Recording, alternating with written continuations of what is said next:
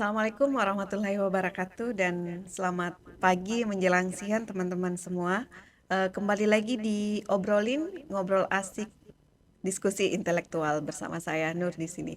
Dan saat ini kita ditemani oleh tamu yang sangat spesial dari BMKG. Selamat datang di kampus kami Pak Budi. Selamat, terima kasih Eh, Bu ya. Apa kabar Pak? Baik, alhamdulillah. Ya, ini kali keberapa ke Universitas Muhammadiyah Sorong Pak? Sebenarnya kami di tahun 2021 pernah datang ke sini mengadakan seminar ya, seminar waktu itu bersama-sama. Ini mungkin kali yang keempat ya. Wah, Eh, berarti karena sudah. terus terang dengan Universitas Muhammadiyah Sorong ini kami cukup sering mengadakan kegiatan Wah, luar biasa. ya. Terima kasih banyak Pak Iya, sudah menjadikan kami sebagai mitra dalam sama-sama Bu. bekerja sama. Iya, Ya, mungkin sebelum saya mulai Pak diskusi tentang mungkin saya nanti akan bertanya-tanya tentang BMKG, perubahan iklim. iya, Kalau boleh tahu nih, eh, backgroundnya Pak Budi ini seperti apa? Masa kecilnya iya, dihabiskan di mana? Seperti iya, itu. Apakah di Sorong, apa iya, atau di luar Sorong? iya. Itu Pak. Ya, saya ini aslinya jauh Bu, dari Sumatera, tepatnya di Sumatera Barat. Lahir dan dibesarkan di sana, namun eh, pernah kuliah di Jakarta. Terus terang kuliahnya pertama di kedinasan di dulu namanya Akademi Meteorologi Geofisika di Jakarta. Nah, pertama kali merantau di situ tahun 96, terus dapat penempatan tugas di Manado, di Bitung, tepatnya di Stasiun Meteorologi Maritim Bitung, itu tahun 98 sampai tahun 2004. Namun di tahun 2000-nya saya melaksanakan pendidikan di Universitas Indonesia, itu kebetulan ngambil D3 Instrumentasi, dan lanjut habis itu pindah ke stasiun pemantau atmosfer global yang ada di Bukit Koto Tabang, Sumatera Barat di tahun 2004. Sampai di tahun 2004, tahun 2010 saya melanjutkan pendidikan di Universitas di Institut Teknologi Bandung ITB, itu mengambil jurusan meteorologi, dan tahun 2013 saya dipercaya sebagai kepala seksi observasi di stasiun pemantau atmosfer global Bukit Koto Tabang, Sumatera Barat. Nah, selanjutnya di tahun 2019 saya mulai jadi kepala stasiun klimatologi di Lampung. 2 tahun menjalani aktivitas sebagai kepala stasiun, dipindahinnya ke Sorong. Wah, Nah, di tahun 2021 pertama kali menjaga kaki di di Sorong. kota Sorong. Iya, Berarti Bapak sudah melanglang buana ya. ya, sudah cukup jauh. Sudah cukup jauh. Iya. Wow, keren, Hmm. keren. Nah, Kemudian mungkin teman-teman semua pasti sudah tahu atau masih ada yang belum tahu tentang apa sih itu BMKG, apa sebenarnya tugasnya BMKG. Mungkin Bapak bisa jelaskan. ya, ya, BMKG itu eh, ada 3 kedeputian teknis, di mana ada kedeputian meteorologi, klimatologi, dan geofisika. Nah, masing-masing tugas kedeputian ini beda-beda. Untuk meteorologi khusus untuk meteorologi penerbangan, cuaca harian, dan satu lagi kedeputian geofisika itu adalah tentang kegempaan, tanda waktu, dan tsunami ya, informasi tsunami juga. Dan untuk klimatologi, kedeputian klimatologi khusus itu untuk iklim dan kualitas udara. Nah, di mana keberadaan stasiun pemantauan atmosfer global Sorong ini berada di bawah kedeputian klimatologi BMKG. Seperti itu, Bu. Oh, berarti stasiun BMKG ya, Pak? Stasiun pemantauan Pemantau atmosfer atmosfer global. Jadi global. di bawah kedeputian klimatologi. Oke, berarti mungkin belum banyak teman-teman yang tahu bahwa BMKG itu juga ada hubungannya dengan penerbangan ya, Pak. Iya, betul. Ya, Iya. jadi ya kali ini dengan Pak Budi kita sudah tahu teman-teman bahwa BMKG itu ada tiga tadi ya. Iya, betul. Ininya. Kalau ini Pak GAW itu juga sama dengan BMKG kah atau? Ya, GAW ini sebenarnya sebuah program yang diluncurkan oleh Global Atmosphere Watch, maksud saya itu diluncurkan oleh Badan Meteorologi Dunia, namanya Global Atmosphere Watch. Itu adalah program, dan tahun 89 pertama kali dibuat oleh WMO saat itu. Tujuannya apa? Untuk memantau komposisi atmosfer, gas rumah kaca, dan kualitas udara lain, debu termasuk juga, untuk mendeteksi perubahan iklim. Itu pertama dilaksanakan tahun 89. Nah, Indonesia sendiri mulai mendirikan stasiun GAW itu tahun 1996 yang ada di Bukit Kota Tabang, Sumatera Barat. Itu pertama kali. Jadi keberadaan GAW ini sebenarnya adalah meneruskan kebijakan atau program yang diluncurkan oleh Badan Meteorologi Dunia. Itu badan yang di bawah PBB untuk khusus meteorologi. Itu. Oke. Oh, ternyata banyak, ada beberapa ya yang Iya, kita mungkin belum tahu. Oh, mungkin selama ini kita taunya hanya BMKG, GAW itu apa, iya, ternyata ada tugasnya masing-masing ya Pak. betul. Iya, Nah,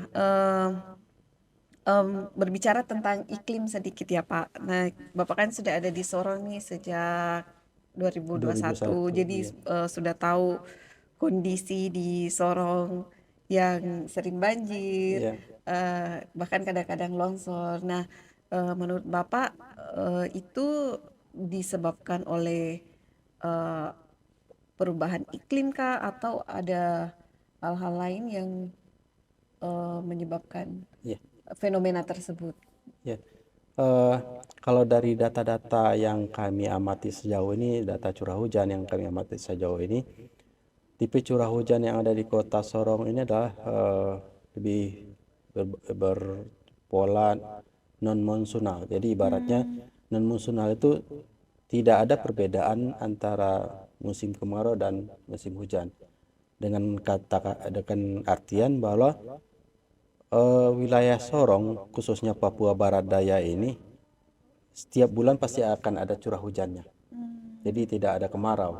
Oh, Namun untuk puncaknya, puncak tertinggi curah hujan yang ada di kami amati itu di bulan Juni, Juli, dan Agustus. Itu adalah puncak-puncak curah hujan. Nah, di saat-saat itu tersebut mungkin kenapa terjadi banjir. Nah, itu kita kembalikan ke sistem drainase yang ada di wilayah ini. Dan juga ini kita perlu juga amati bahwa kota Sorong ini dikelilingi oleh perbukitan.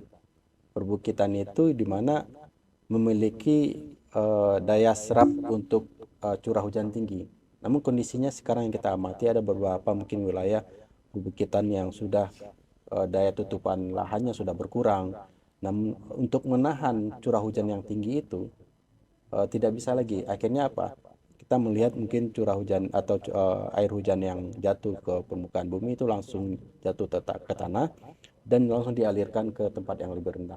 Itulah yang akhirnya kita mengalami jika sedikit aja hujan ya langsung langsung banjir. banjir. Nah, sistem sistem drainase yang ada di Kota Sorong juga salah satu perlu dibenahi, karena itu kondisi alam tidak bisa kita lawan, namun kita bisa beradaptasi dengan perubahan-perubahan yang ada Ya, di alam tersebut. ya Begitu. betul. Ya, Oh ya, oke Pak.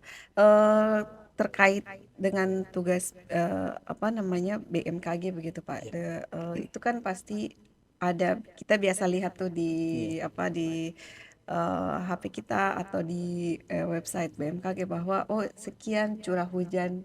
iya, Itu kan prediksi dari BMKG iya, juga ya Pak, iya, di Kota Sorong. Nah, mungkin melalui itu juga kita bisa ini ya Pak, maksudnya kita bisa mitigasi bahwa oh betul. hari ini mungkin hujannya akan lebat Iya, seperti itu ya. betul, Bu. Jadi itu sebenarnya tugas dari stasiun meteorologi. Nah, kebetulan di Kota Sorong ini ada stasiun meteorologi yang dilengkapi dengan radar cuaca tersebut, Oh, dan para forecaster yang ada di stasiun melakukan analisa atau prediksi ke depan 3 hari ke depan bagaimana kondisi cuaca yang terjadi di Kota Sorong berdasarkan dari instrumen-instrumen yang dimiliki oleh unit tersebut. Ya. berarti di Kota Sorong ada ya Pak? Ada, Ada. kita memiliki stasiun meteorologi yang ada di bandara. Jadi kebutuhannya juga untuk penerbangan dan untuk perakiraan cuaca 3 hari ke depan. Berarti untuk nelayan dan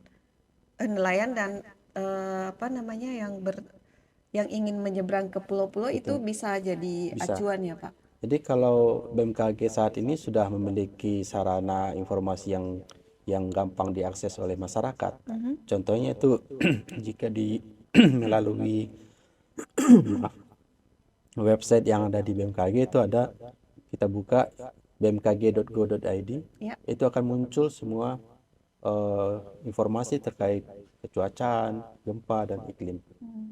termasuk juga kualitas udara. Oh, Gitu. Kalau di mungkin kita punya HP Android, mungkin bisa kita download aplikasi info BMKG. oh, info Ya, BMKG. Berarti di info BMKG ini semua sudah eh, eh, eh, tersedia tersedia. informasinya tentang cuaca, Betul, tentang kualitas betul. udara, eh, Kegempaan, kemudian kegempaan juga kegempaan ada. juga ada. Pasang surut juga Oh, ada. pasut juga ada. Iya, pas juga Oh, ada.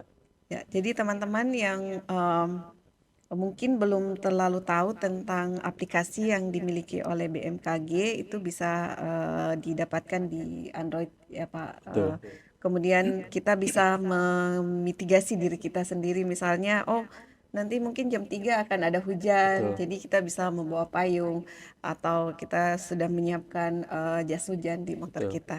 Atau mungkin ada mungkin yang pengen ke laut mancing ikan, bisa dilihat dulu kondisi cuacanya ke depan seperti apa, sore apakah hujan, Ya. dan juga BMKG juga mengeluarkan peringatan dini jika Hmm, terjadi cuaca ekstrim, ya. hujan yang intensitasnya deras, itu akan disampaikan ke masyarakat.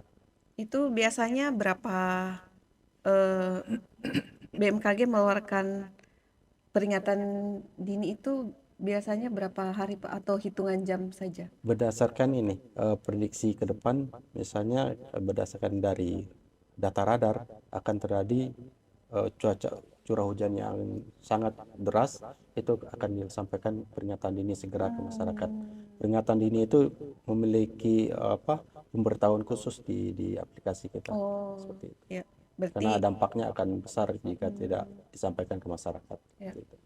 Eh, berarti memang setiap orang sebaiknya memiliki aplikasi itu ya Pak. Betul, betul. Kira-kira Pak ada tidak apa namanya peringatan lewat sirine Iya. atau apa itu BMKG sudah punya Eh, kah atau? Kalau untuk sirine seperti itu BMKG punya Ibu, tapi cakupannya untuk gempa dan tsunami. Itu Hmm, di bawah naungan Stasiun Geofisika dan bekerjasama dengan BNPB. Jadi oh, dikelola oleh BNPB. ya. Begitu ada kegempaan atau bahaya tsunami, BNPB menerima info data dari BMKG dan akan diaktifkan sistem peringatan sirine seperti Ya. itu. Oh, Ya, wah, ternyata banyak sekali ya teman-teman. betul Jadi Ibu. teman-teman bapak-bapak di BMKG ini sangat tugasnya sangat banyak dan itu mungkin belum banyak yang tahu ya. Jadi melalui podcast ini tadi Pak Budi sudah menjelaskan ke kita apa-apa sebenarnya tugas BMKG dan apa yang telah dilakukan oleh BMKG. Nah, mungkin ini Pak, saya mau tanyakan tentang literasi iklim dan Baik. kualitas udara yang insya Allah akan kita laksanakan bersama Universitas Muhammadiyah Sorong. Apa sebenarnya background atau apa yang melatar belakangi sehingga ada literasi iklim dan kualitas udara ini? Baik, sebenarnya kan literasi iklim ini adalah upaya dari BMKG untuk membekali para generasi muda, khususnya Ibu ya, Ya. masyarakat dan khususnya generasi muda untuk tanggap terhadap perubahan iklim. Kita Hmm, sadar bahwa saat ini kan bumi kita ini semakin berubah dari sisi iklimnya. ya. Dan apa yang harus dilakukan oleh masyarakat dan bagaimana cara kita mengantisipasi atau mengurangi hal-hal yang mempengaruhi atau mempercepat terjadinya perubahan iklim. Perubahan iklim itu kan ditandai dengan peningkatan suhu permukaan bumi. Ya. Dan suhu permukaan bumi ini kenapa bisa meningkat? Itu adalah karena sebenarnya adalah akibat dari ulah manusia juga, mana menggunakan bahan-bahan bakar fosil yang mengandung CO2, sehingga dengan semakin tingginya konsentrasi CO2 akan meningkatkan suhu bumi. Karena apa? Bumi ini kan mengeluarkan panas yang diterima oleh matahari dan dipantulkan kembali ke angkasa. Namun karena adanya gas-gas rumah kaca yang dimaksud tersebut seperti CO2 salah satunya, panas yang dipantulkan bumi ke angkasa ketahan dan dikembalikan lagi ke bumi. Ibaratnya kita seperti makan selimut. Ya, Jadi panas itu tidak lepas keluar. ya. Akhirnya lama-lama bumi akan panas, terjadilah perubahan-perubahan iklim dengan ditandai dengan kenaikan suhu permukaan bumi, kenaikan ketinggian air laut. Mungkin salah satunya juga yang kita rasakan yaitu semakin berkurangnya tutupan es yang ada di lapisan kutub utara dan yang terdekat di Indonesia sendiri yaitu semakin menghilangnya es abadi yang ada di Puncak Jaya yang ada di Papua ini. Itu adalah salah satu indikasi dengan perubahan iklim. Jadi dengan kegiatan literasi ini kami berharap generasi muda kita ini tanggap dan sadar bahwa bumi kita ini sedang mengalami hal yang kedepannya mungkin mempengaruhi generasi kita ke depan berikutnya. Apa yang harus kita cegah, apa yang kita upayakan supaya tidak sampai memperparah atau mungkin kita targetnya pemerintah atau targetnya dunia Ya. jangan sampai di tahun 2000 kalau nggak salah di tahun 2100 itu jangan sampai suhu bumi kita itu sampai naik 2 derajat. Wow. Kalau sampai naik 2 derajat mungkin makhluk itu Sudah. bisa punah. Seperti itu. Jadi tujuan dari literasi iklim ini Ya, untuk memberikan pemahaman ya Pak, betul. kepada kita sebagai generasi muda, kepada teman-teman mahasiswa juga, dan untuk mungkin sekaligus kampanye ya Pak, Ya, bahwa perubahan iklim itu ada, ada betul. eh, Nyata, nyata. nyata betul. Nah, mungkin ada beberapa teman-teman mungkin yang masih apa namanya, masih 50-50, apakah betul ada Ya, perubahan iklim itu? Nah, ternyata itu sudah nyata ya Pak, betul. yang Sudah terjadi, nyata terjadi. nyata Betul. terjadi. Ya, kira-kira apa closing statement Pak? Misalnya mungkin pesan-pesan untuk kami mahasiswa yang ada di Universitas Muhammadiyah Sorong ini khususnya, dan teman-teman yang ada di Kota Sorong pada umumnya tentang perubahan iklim ini dan literasi iklim ini. Baik. Mungkin salah satu yang mungkin yang perlu kita eh, cermati yaitu mari kita jaga lingkungan kita. Menjaga lingkungan kita untuk kelangsungan makhluk hidup atau mungkin generasi kita ke depan. Dan juga mungkin yang perlu kita cermati juga bahwa kita menjaga juga kualitas udara kita. Salah satu kualitas udara kita itu kita jaga mungkin membatasi penggunaan bahan-bahan bakar fosil atau meminimalkan pembakaran sampah. Karena apa? Menjaga kualitas udara kita adalah menjaga hidup kita. Karena kualitas udara kita yang baik pasti akan menciptakan kesehatan yang baik Ya, dan juga menciptakan bumi kita yang sehat. ya, Seperti itu. Mungkin itu. ya.